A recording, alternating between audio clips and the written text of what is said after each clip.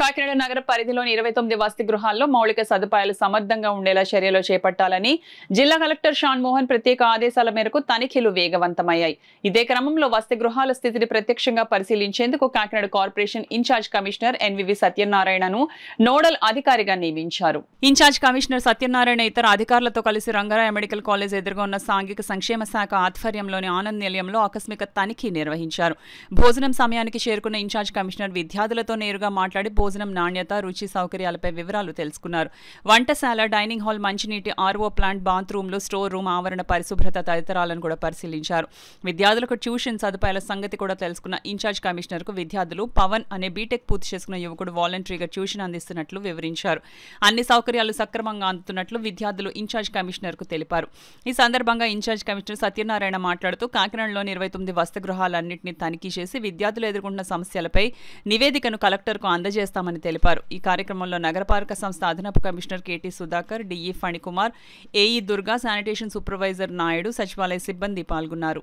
వంటశాల hygienic ఉన్నదా లేదా, వారు తాగుతున్న నీరు పరిశుభ్రంగా ఉన్నదా లేదా, వారు నివసిస్తున్న గదులు ఏ విధంగా ఉన్నాయి, వారు బాత్రూమ్స్ ఏ విధంగా ఉన్నాయి, వారు పడుకుంటున్న రూమ్స్కి మరి మస్కిటోస్ రాకుండా యాంటీ మస్కిటోస్ కర్టన్స్ ఉన్నాయి లేవా, మెస్సెస్ ఉన్నాయి లేవని చూడమని చెప్పడం జరిగింది.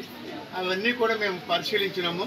పరిశీలిస్తే ఇది మన ఈ పాఠశాలలో చూసినప్పుడు మనకి లివింగ్ రూమ్స్కి బెడ్స్ ఉన్నాయి, అదేవిధంగా వాళ్ళకి దుప్పట్లు కూడా ఇవ్వటం జరిగింది.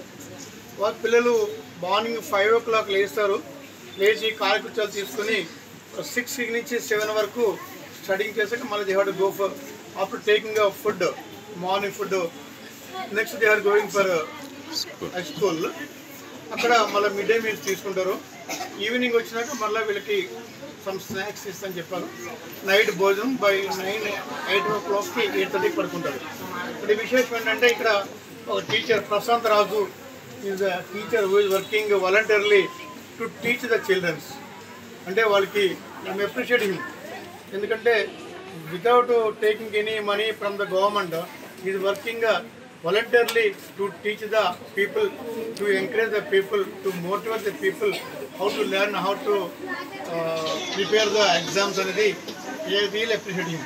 నాతో పాటు మన అడిషనల్ కమిషనర్ కూడా వచ్చినారు, డ్రింకింగ్ వాటర్ సంబంధించిన వారు వచ్చినారు, అదేవిధంగా శానిటేషన్ సిబ్బంది వచ్చారు, ఇతర అధికారులు కూడా మనకి రావడం జరిగింది.